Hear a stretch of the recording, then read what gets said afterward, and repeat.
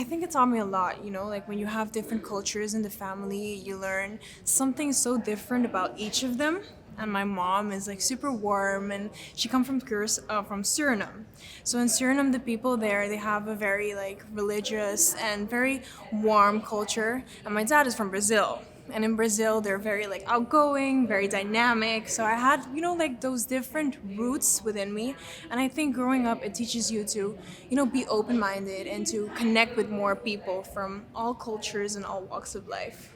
So yes, I have experienced cyberbullying 2 years ago, and it was definitely a hard period in my life. But, when you go through such a time, there's something that you need, and that's light. You need somebody to help you go through it. And most of the times, it's just yourself that has to pull yourself out of that hard moment.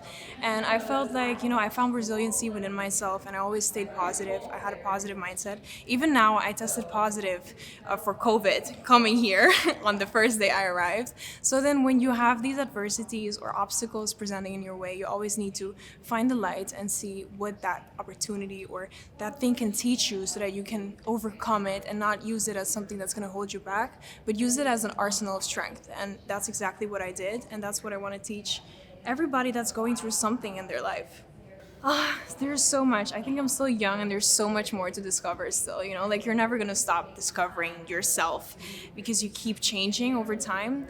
But something that I've learned is that I'm really resilient, and that I'm so open-minded, and I'm able to connect with more people, that even the things that I thought were not my strengths are actually my strengths. Like I've never done public speaking before, and then when I got into this journey here at Miss Universe, it turned out to be one of the things that I'm pretty good at. So you really start figuring out yourself a little bit more, and I've realized that I'm a very compassionate person, and I have the ability to understand people wherever and from wherever they come from. Yeah. Sometimes you feel lost because you don't really know what direction you want to go in, and definitely when you're younger, people always ask you like, what do you want to become, or where do you see yourself in 5 years? And sometimes you don't really have a clear vision of what you want and where you see yourself. So sometimes that can make me a little insecure, but I've learned to trust the journey and just let life flow and just take every day by as it goes and learn throughout of it and do the things that passion me the most about. Like the things that I'm truly passionate about, happy about, those are the things that I do, and I think eventually it will unfold and bring you to where you're supposed to be. I think just my authenticity, of course. I have a very multicultural background, and I can speak 4 languages. I'm a certified life coach, and I think my ability to understand people and my ability to have that compassion for others and really understand where they're coming from and to help them and empower them. And also, I'm very young, so I want to be the voice of my generation. So I really want to give them that positive and resilient mindset to overcome any obstacle they face in life. Well, I just graduated from high school back then, and I just wanted to do something different and, be by myself. And I told my mom, I want to go somewhere big and alone.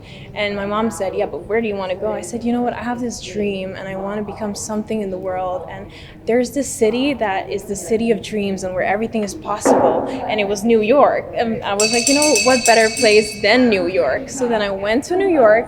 Can I keep talking? Yes. And then I went to New York, and she told me, you can go there with your tia, because I have a aunt that stays there, so she didn't leave me just go alone and stay there. She had somebody back up.